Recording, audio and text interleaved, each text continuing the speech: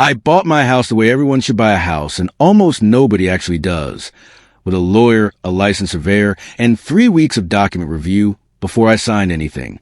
My name is Michael Carter, and I'll admit that level of due diligence made me the least exciting person at every dinner party for a month. But I'd watched enough people inherit other people's property problems to know that the hour you spend reading easement records before closing is worth approximately 1,000 hours of legal headache afterward. That paperwork would turn out to be the most important investment I ever made. More important than the house itself. As it happened, I'd lived in the neighborhood for 19 years without a serious dispute, maintained my property, knew my neighbors, paid my HOA dues on time, and largely stayed out of the association's internal politics the way you stay out of conversation that has nothing to do with you. The board ran its programs, organized its seasonal events, and managed the common areas with the competent mediocrity that characterizes most HOA governance. Not exceptional, not harmful, just present. That changed the spring the board announced a $200,000 luxury garage complex. The project generated genuine excitement, which I understood. A well-designed shared facility can add real value to a planned community, and the renderings looked impressive. I voted in favor of it along with most of my neighbors, read the summary documentation the board distributed, and went back to my life. What I didn't do, what none of US did, because why would we, was pull out my original property survey and cross-reference it against the approved construction site plan. That's not how people normally spend their Tuesday evenings. That's the kind of thing you do after something makes you suspicious, and at that point, I wasn't suspicious of anything. Suspicion arrived about 6 weeks into construction, in the form of a building that kept looking closer to my property line than I remember the plan showing. I told myself it was a perspective thing. Construction sites create optical illusions about scale and distance. I told myself the board had professionals managing this. I told myself not to be the guy who turns into a problem over nothing. Then I actually measured. I retrieved my original survey documents, the ones I'd paid for in 2005, and stored in a fireproof box because that's the kind of person I apparently am, and walked the measurements myself. The survey showed a protected access easement running along my driveway perimeter. It had been there when I bought the house. It predated the HOA by years, and the structure being built was encroaching on it with the indifference of a project that had never been checked against the documents it should have been checked against. I contacted the board that same afternoon. Linda Parker had been HOA president for 4 years, and she had developed over that time the particular confidence of someone who has never been seriously wrong about anything within her own jurisdiction. She dismissed my concern with the efficiency of someone checking a box. The project had been professionally approved, the permits were in order, and perhaps I was misreading my documents. She said this last part with a delicate implication that my 19-year-old survey might simply be something I didn't fully understand. I am a civil engineer. I have read approximately 10,000 surveys in my professional life. I understood mine fine. I attended the next board meeting with certified copies of every relevant document.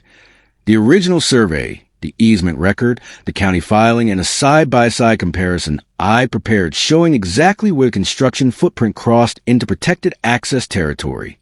I was calm, organized, and genuinely open to the possibility that there was an explanation I hadn't considered. I presented everything clearly and sat down to hear the response. The response, essentially, was that the matter had already been handled by professionals and the project would continue as planned. I drove my Tesla home that evening through a driveway entrance that was already starting to feel tighter than it should, sat in my car for a minute in the garage, and made a decision about how this was going to go. I hired a licensed surveyor, not to confirm what I already knew, but to create the kind of independent, professionally certified documentation that ends arguments. He spent 2 days on the work and delivered a report that was, in its way, a masterpiece of understatement. Clean technical language, precise measurements, and a conclusion that left no interpretive room whatsoever. The HOA's completed structure had encroached on my legal access easement. Full stop.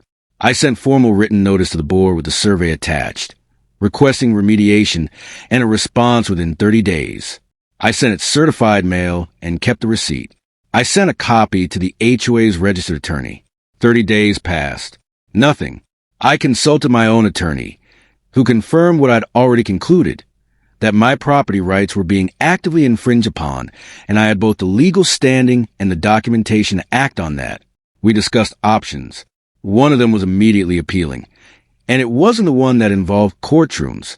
I called a contractor who specialized in custom steel fabrication. The gates went in over 2 days, heavy, clean, professionally installed, positioned using survey stakes, so that every inch of placement could be verified against the certified documentation. They sat entirely within my property boundaries. They secured my driveway access, and they made, in the most physical and visible way possible, the argument that 19 months of letters and meetings had failed to make. Linda noticed them approximately 4 hours after installation was complete. What happened next was, honestly, the most attention I've received from the HOA board in 19 years of residency. Board members who had not returned a single communication in over a month materialized at my property within the hour, demanding explanations, demanding the gates be removed, suddenly urgent about a situation they had spent months treating as beneath their consideration. I handed them the survey, the same survey I'd shown them at the meeting, the same one I'd mailed certified with the formal notice, the same measurements, the same easement boundaries, the same conclusions. When officers arrived shortly after, someone had made a call. They reviewed the documentation with the thoroughness that property disputes require and confirmed what the document said. I had acted within my legal rights. The gates were lawfully placed. The encroachment, on the other hand, was a separate matter with its own set of implications. For the first time since this began, the board looked genuinely concerned. Not about me, about the $200,000 structure behind them, and what it was going to cost to fix it. The formal meeting they invited me to the following week had a noticeably different atmosphere than the one where they'd waved away my survey. Engineers were present. A contractor was present. The board's attorney was present. The agenda, stripped of its procedural language, was essentially, how do we fix this and what is it going to cost? The answer to both questions was uncomfortable. Modifying a completed commercial-grade structure to restore property access easement is not a small job. It took additional weeks of engineering assessment, a revised construction plan, permits, and a crew working on a project that existed solely to correct a mistake that a 30-minute document review before breaking ground would have prevented entirely. I drove home on the evening the modifications were complete and turned into my driveway without adjusting my approach angle for the first time in months. Full width. Clean entrance. Exactly what the survey showed I was entitled to from the beginning. I sat in the car for a minute again, the way I had that evening after the board meeting. Different feeling this time. The paperwork in my fireproof box had just paid for itself about 200 times over. Not in money. In the specific satisfaction of knowing that the hour you spent doing something right, years before you understood why it mattered, turned out to be exactly enough. Share this with anyone about to buy a house and skipping the survey.